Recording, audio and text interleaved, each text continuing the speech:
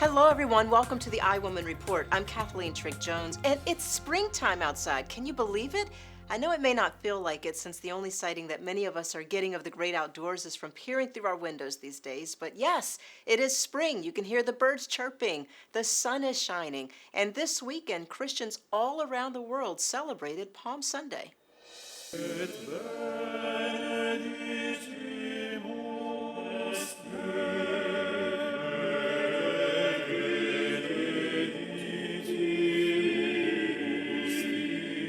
Even the Pope was forced to practice a new virtual reality, holding Sunday Mass for the first time to no crowds and practicing social distancing as St. Peter's Basilica was closed to the public for the first time in recorded history due to restrictions on social gatherings amid the worldwide coronavirus pandemic. This has become all of our new reality. And here are the top stories that we're following today. President Trump, like you've never seen or heard him before, warning there will be a lot more deaths in the coming weeks.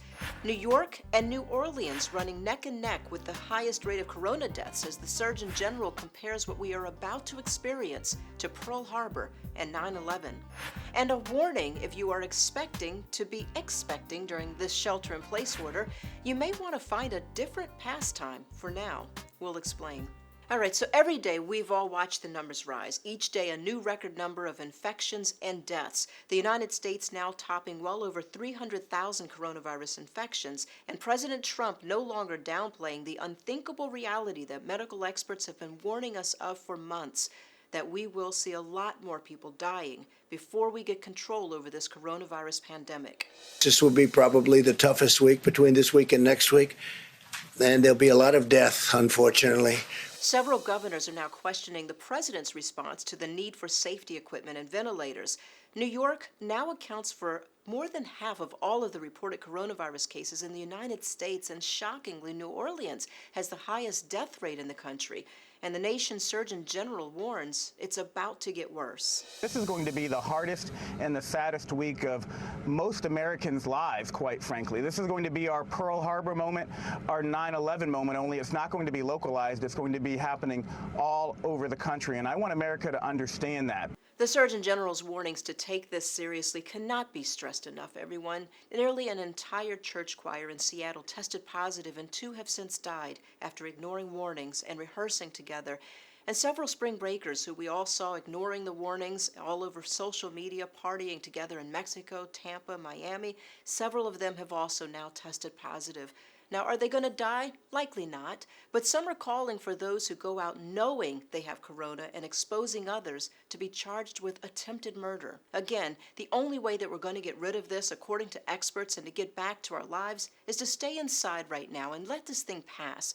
If we all self-quarantine, this deadly virus has no place to go, and the thought is that it will then disappear. I know it sounds easy enough, right? But I also know that many of us are struggling. We're struggling emotionally and mentally with staying indoors indefinitely. I spoke with a psychoanalyst over the weekend, Dr. Greenspan, to get some tips on just how we might be able to stay healthy and happy during this time. So I want to bring in Dr.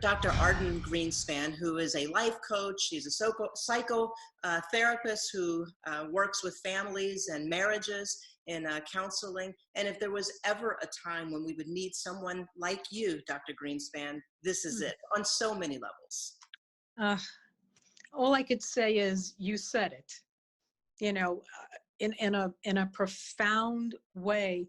I don't think I've ever felt myself as needed before. What would you say if you are a husband and wife and your children, and all of you are not used to being home, this much contact all day, every day? We're social distancing outside, but is there a need to also social distance inside?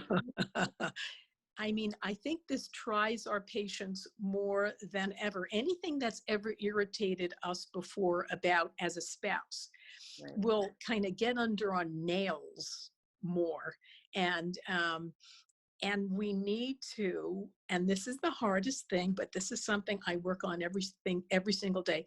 My biggest strength is my need to be at peace. It doesn't always mean that I don't say anything.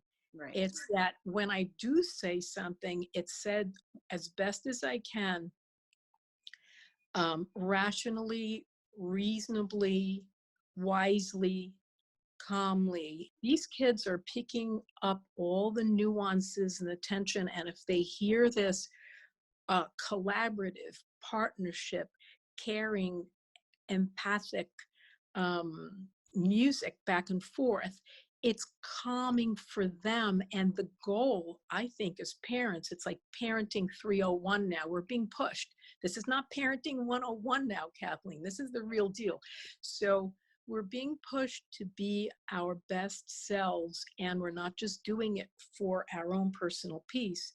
It's to allay and calm some of the anxieties of our young adults that are living home now, our teenagers that are home, and our younger children that look to us whether they like it or not. Really, really good advice. How would somebody find you or find a therapist if they are concerned right now? It's my email, askgardengreenspan@gmail.com. Any of those are perfectly okay, in any way that I can help. And I know for me on my end, because of the kind of person that I am, the more I can help, the more I make an impact, the Right. better I feel. So they're helping me too. That makes, we're helping each other now. Absolutely. Well, thank you so much. I really appreciate My you joining pleasure us. always. This is a difficult time for all of us. I'll probably be checking back in with you again in a week or so. Sounds good. Hopefully things will not get as bad as they predict, but if they do, then I think we're going to need a lot of you in the world to help get through Aw. this. I appreciate everything that you have, and you take good care. Thank you so much. Be well. All right, sweetheart. Bye-bye.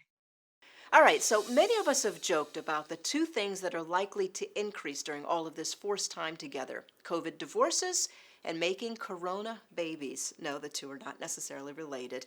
Well, divorces may be on the rise because there is no better way to assess just how well you get along with someone than to be locked up with them under extremely stressful conditions for a long period of time. All of this forced time together can either make or break many marriages. And making babies, well, because of some of the same obvious reasons. Couples are locked up together, and what else is there to do? Well, I caught up with one very pregnant woman, Alana Cook in New Jersey, who's having a C-section next week. Hey, Alana. Hi, how are you? I'm excellent. How are you? I'm ready to have a baby. Well, next week, right? Yeah, on Monday I have my C-section scheduled. Have you been a little concerned being pregnant during this time with so much chaos in the world? Yeah, definitely. I mean, I feel better that I originally was scheduled to have this baby at New York Presbyterian, where I had my first baby, but we moved to Montclair over the summer, and my husband convinced me about a month ago to switch to St. Barnabas Hospital out here. I was very reluctant to do that, but now I'm very happy that I did in light of everything. Right, because you said that I guess Presbyterian's in New York City and St. Yes. Barnabas in New Jersey, but New York City actually had passed something where they weren't allowing spouses or any other person to be in the delivery room with expecting moms, right? Yeah, New York Presbyterian had banned partners altogether a couple weeks ago, and then Cuomo passed a bill making it so that they had to allow birthing partners in. So they corrected it, but I mean, I'm sure hundreds of women had to give birth alone during that time. That's really scary. Yeah. The thought, right? Yeah, definitely. I mean, I lost a lot of sleep over that. C-section is a major surgery. Giving birth any way you do it is difficult. And also this whole thing, makes it hard to have a spouse anyways, even if they're not banned, because it kind of eliminates your grandparents and neighbors, Right. Watching whatever kid you have at home. So it's tricky. Oh, right. I didn't think of that. You have a 3-year-old at home. Yeah, we have a 2.5-year-old at home. And we've been kind of on lockdown for 4 weeks, and so has my husband's parents in Connecticut. So one of them is going to come this weekend and stay indefinitely. Well, how are you feeling? And are you excited about having the baby? Are you a little anxious about going to the hospital? I'm very anxious about going to the hospital. They have, my OB said it's business as usual. But, as the weeks go on and the cases, climb, especially in New Jersey, I don't know what it's going to look like, day to day, yet alone a week from today. The doctor said the baby's coming one way or another, which is the nature of that. But so I know the baby's going to come, and I know that I'm in good hands there. It's just feels a little morbid to be at a hospital right now, and so it's going to just be tough to stay there, for several days. But they did say that they would have me out within 48 hours, which is very fast for a C-section. Very well. We're sending up only positive vibes. Thank you. Recovery and hopefully some rest. I know with a 2.5-year-old, Yeah. working and you having a baby, it's not going to be the easiest thing in the world. But we No. best during this time. Positive vibes only during this time. You have to stay healthy, positive, hydrated, all those things. Yes, I will do my best. All right, Alana. Thank you. All right. Bye. Thank you so much. Bye. And speaking of making babies, can you guess what two of the most popular baby names will likely be this year? Bet you can't guess. Okay, I'll tell you. Corona and COVID. Can't make this stuff up. All right. Well, luckily, Alana is almost at the finish line with her C-section next week. Good luck to her. But some doctors do warn that this may not be the best time to try to conceive if you are thinking about it, because access to health care may be difficult during a shelter-in-place order. And the last thing that a pregnant woman needs is to expose herself or her unborn child to a potentially deadly disease. Okay, finally, it's difficult to watch the toll that the coronavirus is taking on our communities and our healthcare system and not want to do something to help, especially in communities like Harlem, which is expected to be hit very hard over this next few weeks. That's why iWomanTV is teaming up with our not-for-profit arm, Trigg-Jones, Inc., to launch the 2020 Because She Cares fundraising initiative to support female-led businesses dedicated to keeping communities strong and safe during this time.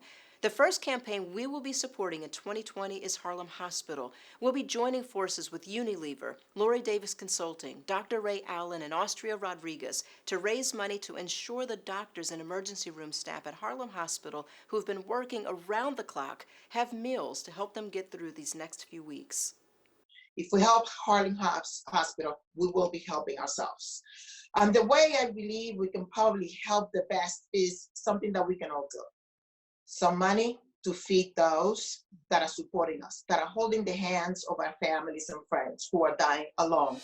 A GoFundMe page has been set up to make donations through our not-for-profit partner, Trigg-Jones, Inc. Trigg-Jones has pledged to match the first $5,000 that comes in. Just $10,000 will provide a meal to the entire emergency room staff for 10 days.